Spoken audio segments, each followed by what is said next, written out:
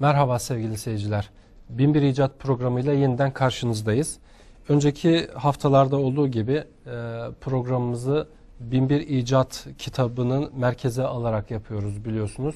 Geçtiğimiz bölümlerde gündelik hayat ve eğitim konuları üzerinde durmuştuk ve Müslüman alimlerin, İslam bilim adamlarının bu konularda yapmış oldukları katkılara değinmiştik.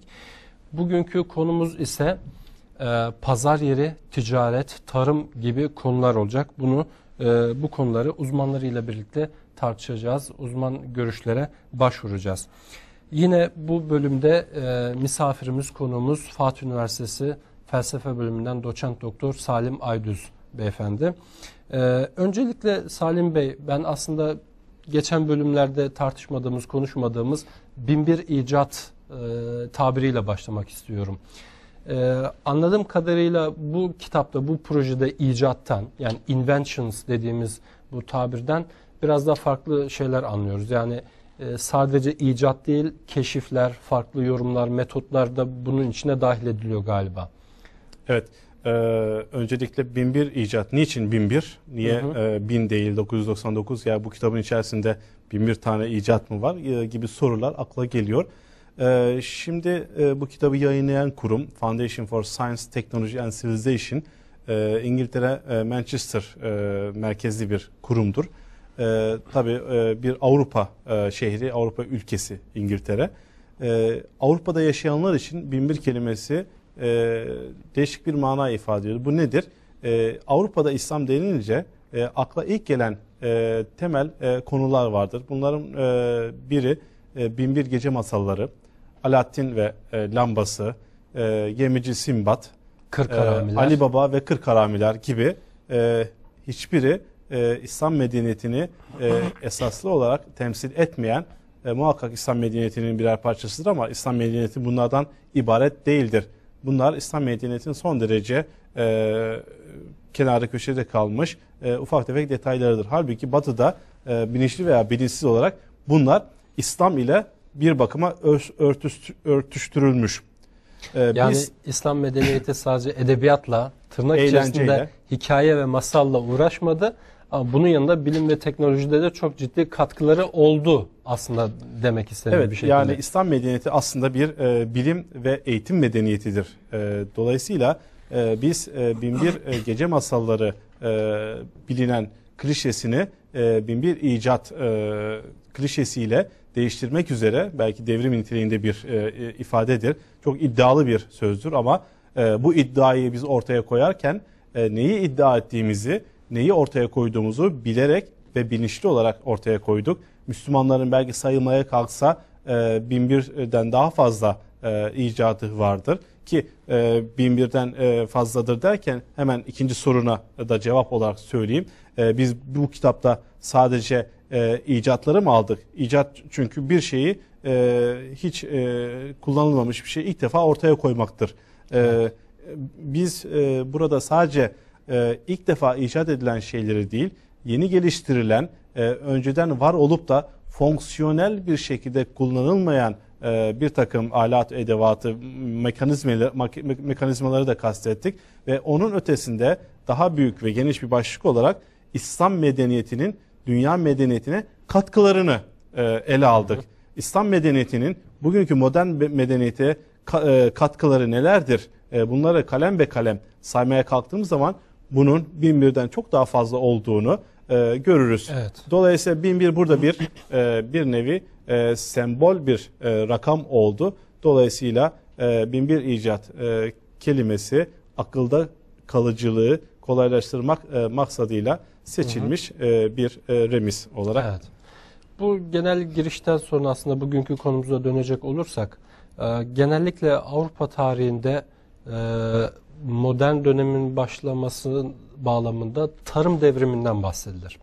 İşte ilk defa demir sabanların kullanılması, işte büyükbaş hayvanların yerine zaman zaman at gibi hayvanların kullanılması ya da yeni tarım arazilerinin açılması, ormanların kesilip tarım arazi yapılması, denizlerin doldurularak işte tarım arazilerin büyütülmesinden vesaire bahsedilir.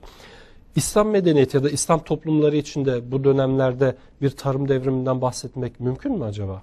Evet, Bu üçüncü programımız İslam bilim tarihinin getirdiği yeniliklerle ilgili. Üçüncü başlığımız, üçüncü bölümün başlığı kitabımızda market, yani pazar veya ticaret. Tabi bunun altında tarım ve ticaret konuları da yer almaktadır.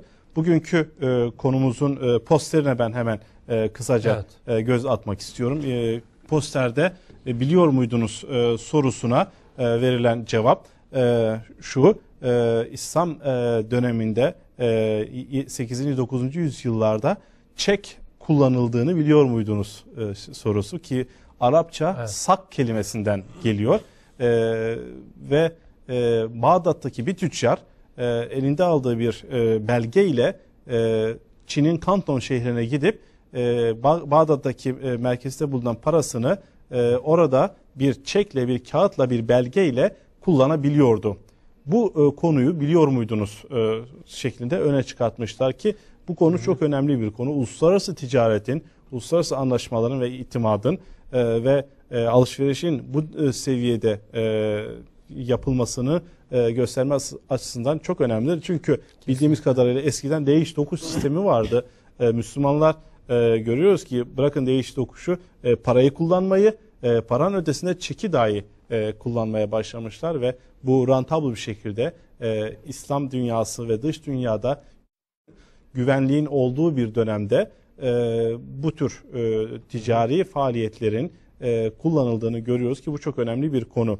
Yine aslında benzer bir konu, ben de bu konu bir okuma yaptığımda aynı şeyleri rastladığımı söylemek isterim. Yani Bağdat'ta yazılmış bir çekin Kuzey Afrika'da ya da Endülüs Emevilerinde tahsil edilebildiğini batılı kaynaklar ifade ediyor. Aslında bu bize neyi ifade ediyor? O dönemin credible, yani ekonomik anlamda, ticari anlamda güvenli bir ortam sunduğunu bir şekilde ifade ediyor. Aslında Avrupa'da kaosların yaşandığı, yeniden işte toparlanma süreçlerinin başladığı bir dönemde İslam toplumu sadece siyasi anlamda, ilim anlamda, kültürel anlamda bir konsolidasyona erişmemiş, bir dinginliğe erişmemiş, aynı zamanda ekonomik faaliyetler bakımında da o güvenli ortamı sunabilmiş anlamına geliyor tabii ki. Yani muazzam bir sistem oturmuş demek ki ve bugünkü hani iş adamlarının şikayetleri vardır ya, 5 yıl sonrasını, 10 yıl sonrasını göremiyoruz. Onlar ki bugün Bağdat, o gün şartlar itibariyle Bağdat'tan Kanton'a gitmenin en az 2-3 ay aldığını karayoluyla, belki daha fazla olabilir düşünürsek, bu çekin ne kadar anlamlı, ne kadar önemli olduğunu ve yoldaki eşkıyalara, soyulmalara karşı keş taşımak yerine, peşin para taşımak yerine çek taşımanın ne kadar önemli olduğunu takdir ediyoruz ki çok güzel oturmuş bir ekonomik sistemin olduğunu bu çek vasıtasıyla ve diğer göstergeler vasıtasıyla tabii görüyoruz ki bu İslam medeniyetinin diğer konular yanında ticaret konusunda da ne kadar ileri olduğunu ve bugünkü ticaretin İslam medeniyetine neler borçlu olduğunu göstermesi açısından önemli.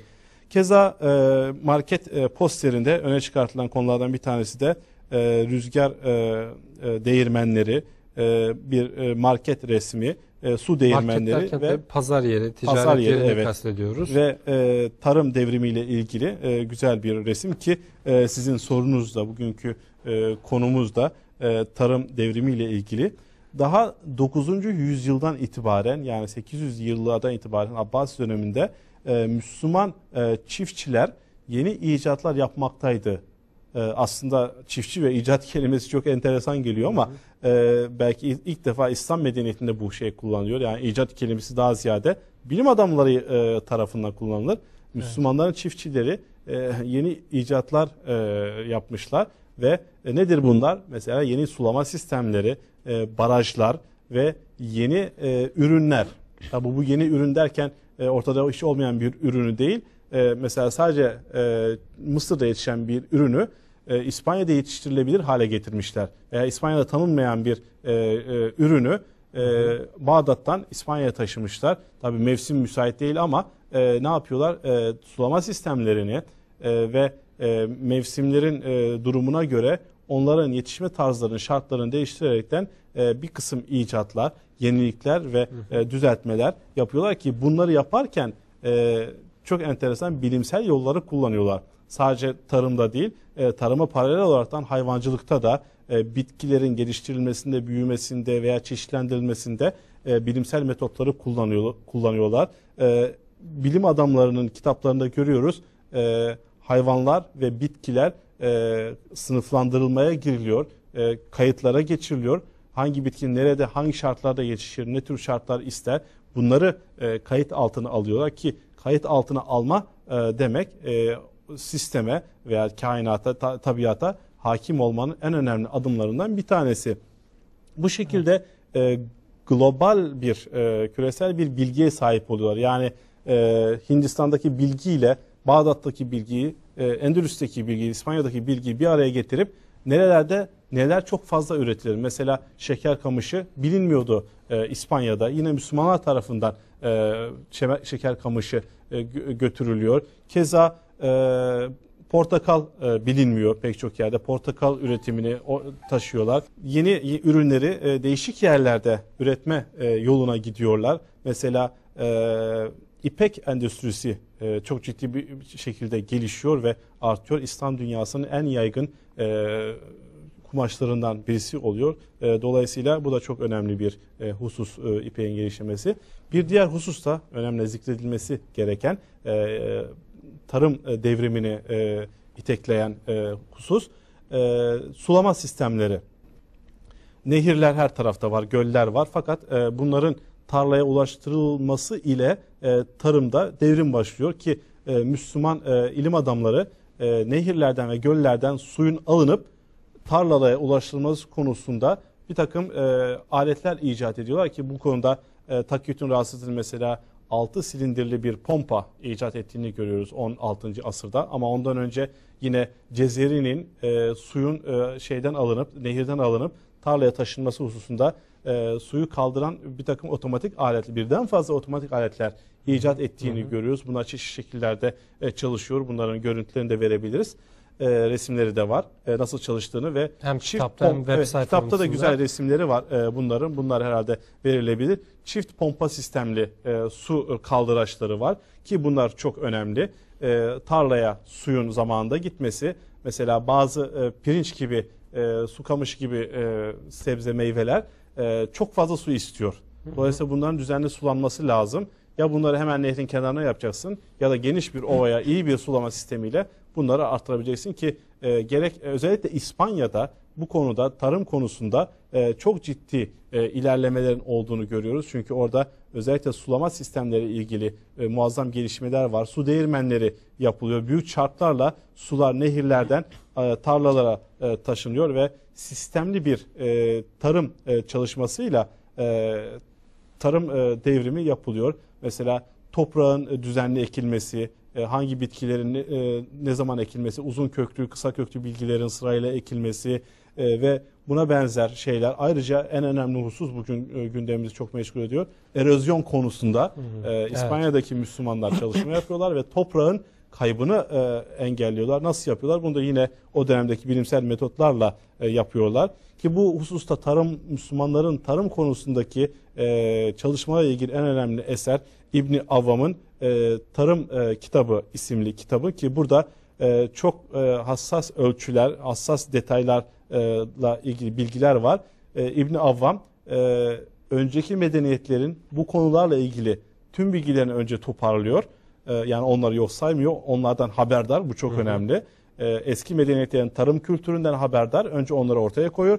Ondan sonra onların eksik kalan kısımlarını ifade ediyor. Mesela bu kitapta 585 tane bitkinin tanımının tarifini ve resmini çiziyor.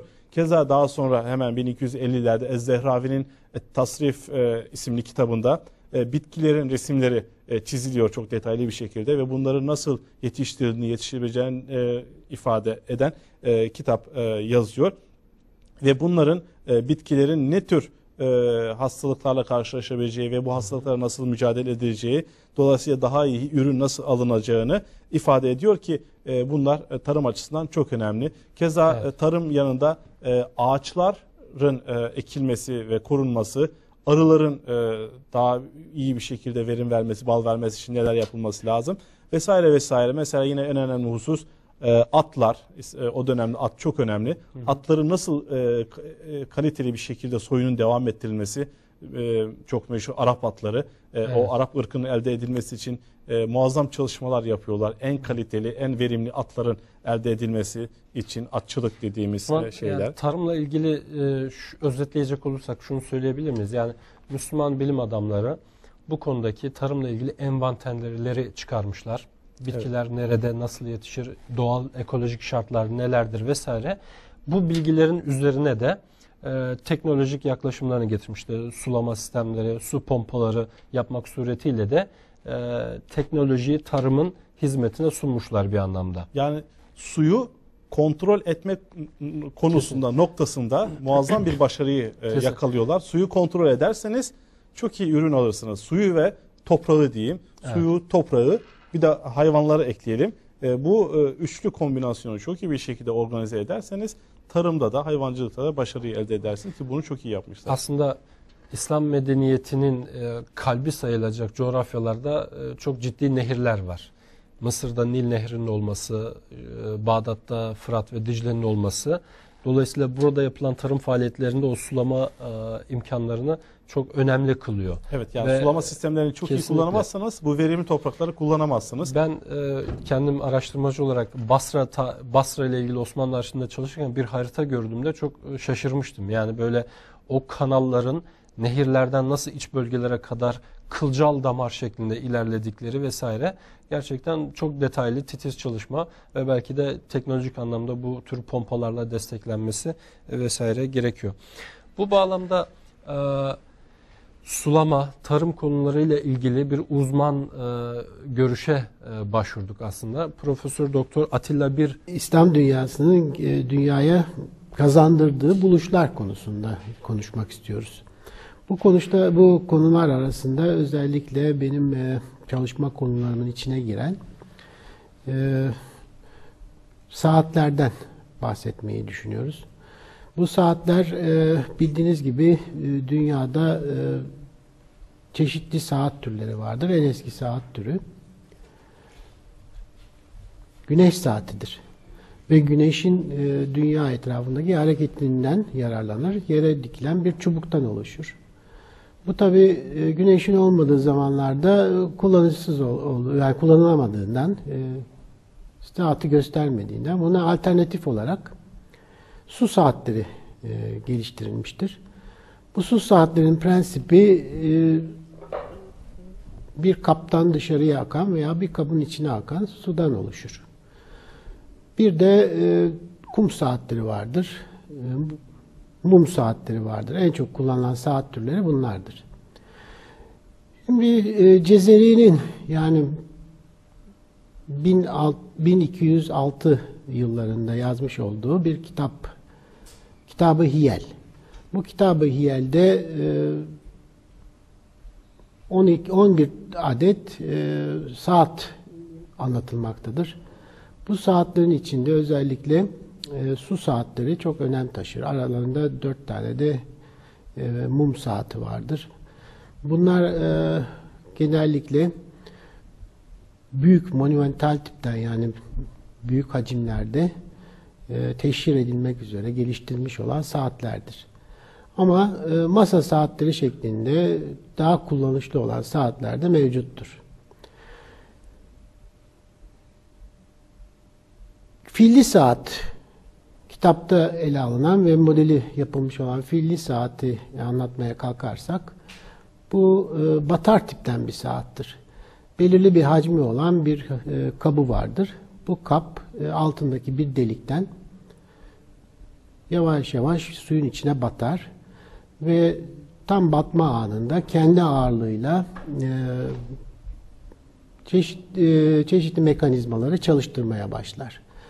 Bu tabi saatin gösterişli olabilmesi için Cezeri bu saati işte üzerinde bir filin üzerine monte etmiştir. Yaklaşık olarak bir masanın üzerine yerleşecek şekilde büyüklüktedir. Bir kap vardır. O kap altındaki delikten batar. Battığı zaman bir ip vasıtasıyla yukarıdaki mekanizmayı tetikler. O mekanizma kulenin üzerinde bulunan topları salar ve bu toplar çeşitli gürültüler, sesler vesaire çıkarmak suretiyle bir saatin geçmiş olduğunu belli eder. Bu böyle devam eder. Aynı zamanda bir nevi şov yapılır. Yani fili süren kişi ellerini kaldırır, indirir. Yani bir nevi fili sürer. Üstündeki kuş dönmeye başlar vesaire. Şimdi Cezeri'den belki bahsetmek gerekir. Cezeri'yi bahsetmeyi unuttum ben. Cezeri aslında Artuklular zamanında Artuklu Sarayı'nın saray mühendisi olarak çalışmış olan bir mühendistir. Kendi hayatı konusunda bildiklerimizin tümü kitabındaki giriş kısmında mevcuttur. Bu giriş kısmında işte uzun yıllar, 25-30 yıl sarayda çalıştığını ve 3 sultanın döneminde hizmet verdiğini, fakat özellikle Sultan Mahmut onun yapmış olduğu buluşları çok beğendiğini ve bu buluşları nasıl gerçeklediğini bir kitapta anlatmasını ister. Ve önce direnir, fakat ondan sonra da yapmış olduğu bütün bu mekanizmaları bir şekilde kağıda aktarır. İyi ki aktarmış, çünkü 13. yüzyılın başı, ki çok erken bir dönemdir, bu teknolojinin ne kadar gelişmiş olduğunu böylece öğrenmiş oluyoruz. Bir özelliği, kitabın tamamen mühendislik gözüyle yazılmış olması ve bugün modellerinin aynen birebir tıpatıp tekrar yapılabilmesinden kaynaklanmaktadır. Çünkü Cezeri çok hassas bir şekilde yaptığı bütün modellerin en ince ölçülerini bize vermektedir. Aynı zamanda çizim olarak da vermektedir. Bu aslında teknik resim yönünden de son derece önemli bir eserdir. Yani belki de ilk eserlerden bir tanesidir. Kitab-ı Hiyeller aslında bir geleneği anlatır bize İslam dünyasında. Bu Yunan dünyasında, yani Helenistik dönemde bunlar pneumatik olarak geçerdi. İslam dünyasında Kitab-ı Hiyel diye geçiyor ve şahane olayları anlatan, mekanizmaları anlatan bir kitap olarak belki bugünkü dile çevrilebilir. Ve ilk Kitab-ı Hiyel'i yazan kişi de, aslında kişiler demek lazım, Beni Musa kardeşlerdir. Beni Musa kardeşler 3 kişiden oluşmaktadır. Bunlar Abbasiler döneminde 9. yüzyılda yaşamış olan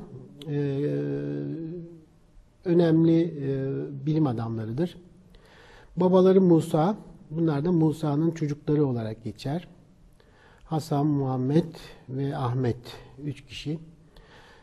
Sarayda yetişmişlerdir. Aslında babaları onları bir nevi sultana, o zaman Abbasiler halifesine bir nevi yetiştirmesi için yanlarına vermiştir. Burada en iyi şekilde yetiştirirler ve özellikle de Ahmet'in bu kitabı, mekanikle ilgili bu kitabı yazdığını bilmekteyiz. Şimdi kitapta önemli olan kısım şudur, benim görüşüme göre. Kitap bir takım motiflerden oluşur. Bu motifler 15'e yakındır. Adeta modern bilimin yapıldığı, geliştirildiği şekilde 15 motifle çeşitli düzenler oluşturulur. Yani bu bizim bugünkü düşünce tarzımıza çok uymaktadır. Mesela elektronik, işte belli başlı direnç, kapasite, self, trafo gibi elemanlardan oluşur. Bunlar yan yana konur. Kuvvetlendiricilerden oluşur. Bunlar yan yana konduğu zaman belirli olaylar, efektler, yani neticeler elde edilir. Aynı şekilde, aynı düşünceden hareketle de Hiyel kitaplarının, bu ilk Hiyel kitabı, Kitab-ı Hiyel'de bu 15 motif yan yana getirilmek suretiyle yaklaşık olarak bu kitapta 100'ün üzerinde düzen gerçeklenmiştir. Bunlar neler, konuları nelerdir diye sorarsanız, işte çeşitli şakalar, çeşitli gösterme, çeşitli olayların yapılması, gerçeklenmesi, şaşırtmalar, Mesela en belirgin olanlardan bir tanesini şöyle kısaca anlatırsak, mesela bir döküşte belirli bir miktar sıvı dışarıya veren, ondan sonra ikincisinde vermeyen, üçüncüsünde tekrar veren gibi veyahut da 3 sıvının içine döküldüğü sihirli kaplar. Bu kaplardan peş peşe mesela 3 sıvı içine dökülüyor. Ondan sonra bu 3 sıvı ters düzende tekrar dışarıya akıtılabiliyor.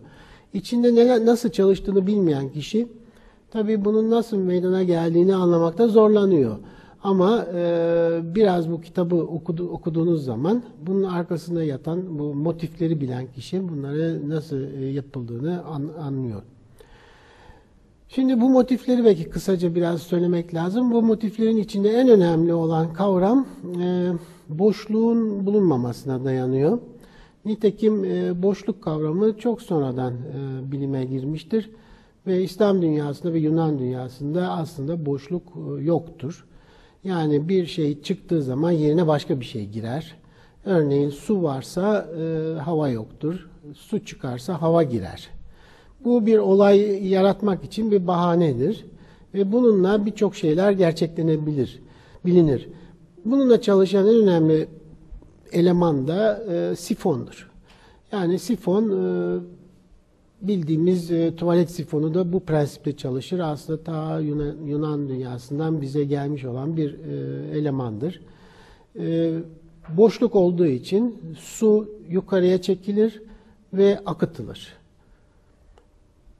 Beni Musa kardeşler buna bir ikinci eleman getirmişlerdir. O da çift sifondur. O çift sifon ikinci bir geçişin engellenmesini oluşturur. Ve böylece çok daha ilginç düzenler oluşturmayı başarmışlardır. Bunların arkasında terazi gelmiştir, valf gelmiştir, kontrol valfi vardır.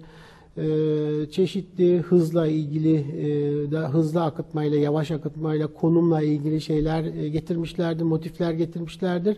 Bunları gayet mantıklı bir şekilde kullanarak çok enteresan düzenler oluşturmuşlardır. 16. yüzyılın en önemli Osmanlı bilim adamı Takiyüddin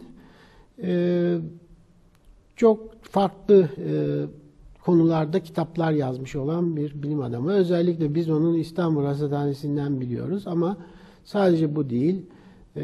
Mekanik üzerine de bir kitap yazmıştır. Optik üzerine de yazmıştır. Cebir ve geometri üzerine, usturlap üzerine yazdığı birçok kitaplar vardır. Bunların içinde mekanik üzerine, mekanik sistemler üzerine yazmış olduğu ve bugün biraz Hiyel'in son temsilcisi, kitabı Hiyel'lerin son temsilcisi olarak düşünebileceğimiz Takiyüddin'in çok ilginç bir 6 silindirli bir pompası mevcuttur. Bu su gücüyle çalışan bir düzendir. Su gücüyle bir mil döndürülür, çevrilir. Bu milin üzerine kamlar vardır. O kamlar sırayla bir takım ağırlıkları havaya kaldırır ve bırakırlar. Ve o ağırlıkların üzerine aynı zamanda pistonlar mevcuttur. Bu pistonlar suyu altı zamanlı bir motor gibi belirli yüksekliğe suyu basar. Bu düzenlere de kullanılmış olabilir. Yani büyük bir ihtimalle bunlar maden ocaklarında su pompalamak için kullanılmış veya tasarlanmış olduğunu düşünebiliriz. Usturlap Helenistik dönemden bilinen ve yıldız ölçer anlamına gelen bir alettir. Bu alet aslında dairesel bir alettir. Madeni bir yapıya aittir. İçinde üzerinde bir projeksiyonla kainat bu dairenin üzerine bulunan yere göre iz düşürülür. Bu iz düşürme işlemi çok sofistike bir şey. Yani çok enteresan bir şekilde yapılıyor. Buna stereometrik iz düşüm diyoruz. Bir nevi kainatın diğer ucunda bulunduğumuzu düşünüyoruz. Bir kağıt gibi ekvatorda, yani ekvator düzleminde bir kağıt bulunduğunu düşünüyoruz ve buraya bütün yıldızları ve dünyada gördüğümüz her şeyi bir nevi noktasal olarak o merkeze, iz düşüm merkezine iz düşürüyoruz. ve böylece bir çizim ortaya çıkıyor. Bu stereometrik projeksiyonun bir özelliği var. Dünyadaki dairelerin hepsi daire olarak kağıdın üzerine aksediyor. Çizim kolay oluyor ve yorumlamakta çok kolay oluyor. Ve bu aynı zamanda bir saat da görevi görebiliyor. Çünkü güneşin hareketi de aslında dairesel bir hareket olduğu için bu kağıtta ya da bu iz düşümde, stereometrik iz düşümde bir kağıt olarak, bir daire olarak iz düşüyor. Bu usturlap dediğimiz alet uzun yıllar kullanılıyor. Fakat Osmanlı döneminde, özellikle Osmanlı döneminde başlangıcında, işte 14. yüzyılda bu dairesel usturlap önce ikiye katlanıyor, sonra bir daha ikiye katlanıyor ve burada görmüş olduğunuz rubu tahtasına dönüşüyor. Madeni değil, tahtadan yapılıyor, sert ağaçtan yapılıyor ve usturlapın üzerindeki iz düşümler bir yüzeyinde çiziliyor. Tabii 1/4 fakat katlanmış olduğu için hem iki taraflı, zaten usturlap simetrik bir yapıya ait olduğu için önce ikiye katlanıyor, sonra 4'e katlanıyor ve bunun üzerinde bütün yükseklikler, güneşin hareketi ve zaman bir nevi buraya iz düşürülmüş oluyor. Şimdi yükseklikleri ölçmek için bu merkezde bir delik var. Bu deliğin içinden bir ip geçiriliyor ve altına bir çekül bağlanıyor. Ve burada gördüğünüz gibi hedefeler var. Bu hedefelerle güneşin veya herhangi bir nesneye doğru bunu yönelttiğimiz zaman bu çekül otomatikman burada bize bunun açısını veriyor.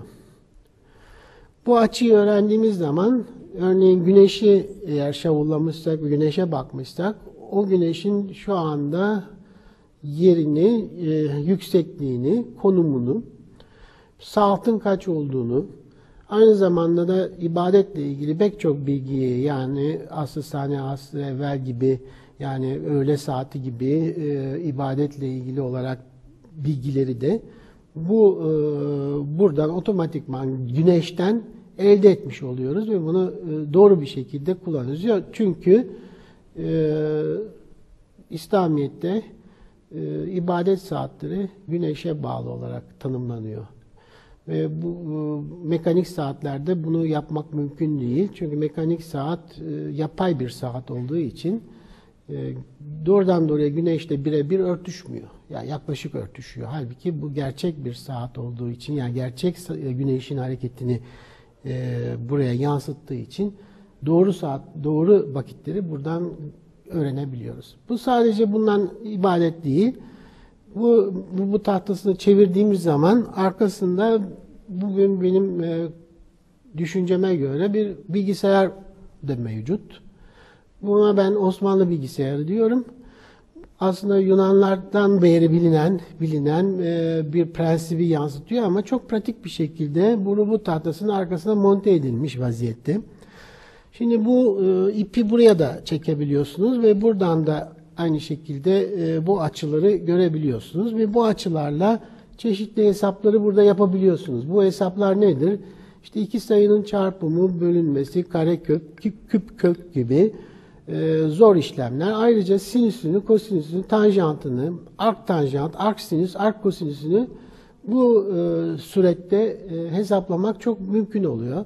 Yani astronominin gerek duyduğu tüm hesapları bu arka taraftaki rubu müceyyep dediğimiz kısımda gerçekleyebiliyoruz.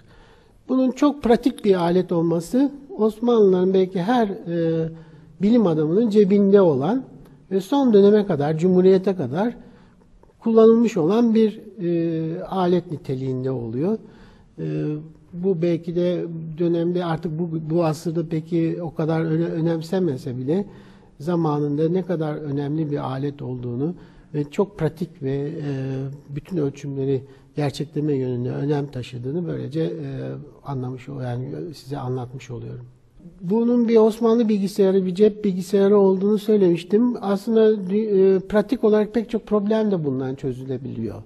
Bu problemlerin birkaç tanesini ben size sayayım. Mesela uzakta bir dağ gördünüz, o dağın yüksekliğini bundan ölçebiliyorsunuz. Bir kuyu gördünüz, kuyunun derinliğini bundan ölçebiliyorsunuz. Açı ölçmek suretiyle ölçebiliyorsunuz. Bir nehir var mesela, karşı taraftaki bir cisme olan açıyı ölçmek suretiyle bu trigonometrik fonksiyonlarla bunu ölçebiliyorsunuz. Bulunduğunuz yer aslında bu projeksiyon içinde saklı. Bu aletin belki yani zayıf tarafı, usturlapta bu konu tabakalar halindedir usturlap. O tabaka çıkarılır, yenisi konur içine. O başka bir yere ilişkin bir projeksiyondur, yani bir iz düşümdür. Burada iz düşüm tahtanın üzerine işlendiği için böyle bir durumu yok. Yani başka bir yere gittiğiniz zaman bu tahtayı yeniden çizmeniz lazım veya oranın, o bölgenin, yani o enlemin size bu tahtasını almanız gerekir. Halbuki bulunduğunuz yerle ilgili bütün ölçümleri burada yapabiliyorsunuz. 1001 Buluş kitabının en güzel tarafı didaktik olması, insana oku beni, yani bunu öğren dedirten bir kitap olması. Ben o yönden kitabı çok takdir ettim ve hakikaten tasarımı, sunuşu yönüyle çok güzel ve bu konuların çok basit ve şekillerle insanı sıkmadan anlatması en avantajlı, en güzel tarafı kitabın. Evet sevgili seyirciler, Profesör Doktor Atilla Bir hocamıza teşekkür ediyoruz görüşlerinden dolayı. Salim Bey, bir de tarımda özellikle değirmenlerin kullanılması, yel değirmenlerinin kullanılması çok önemli. Bu konuda İslam dünyasındaki örnekler nedir, çalışmalar? Evet, yel değirmenleri İslam medeniyetine muhtemelen İran üzerinden geçiyor. 7. yüzyılda İran'da kullanılan bir teknoloji, yel değirmenleri. Tabii yel değirmenleri özellikle buğday, mısır gibi ürünlerin öğütülmesi için kullanılıyor.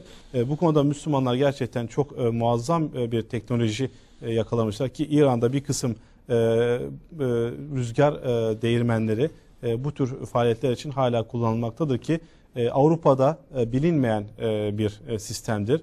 Rüzgar enerjisinden kullanmak ki rüzgar enerjisini bu şekilde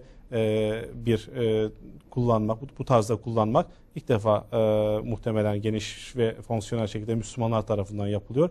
Ve yine rüzgar enerjisini kullanma ve değirmenler kurma fikri Haçlı seferleri vasıtasıyla Avrupa'ya geçiyor. Yine kitabımızda önemli bir bilgi, 634 yılında Hazreti Ömer döneminde bir değirmen, rüzgar değirmeninin kurulması hususunda Hazreti Ömer bu sanatı bilen kişilere emrediyor ve ilk defa böyle bir değirmen kurulmuş oluyor. İslam tarihçi Mesudi de bu konularda çok geniş bilgiler veriyor ve bu konuyla ilgili yazma eserlerde de çok güzel detaylı bilgiler var. Evet. Dolayısıyla böylece tarım alanındaki faaliyetleri bir şekilde özetlemiş olduk. Hem sulama pompaları, yel değirmenleri. Sevgili seyirciler, bir sonraki konumuz aslında ticaretle ilgili. Fakat bu konuyu detaylı olarak tartışmadan önce kısa bir reklam arası veriyoruz.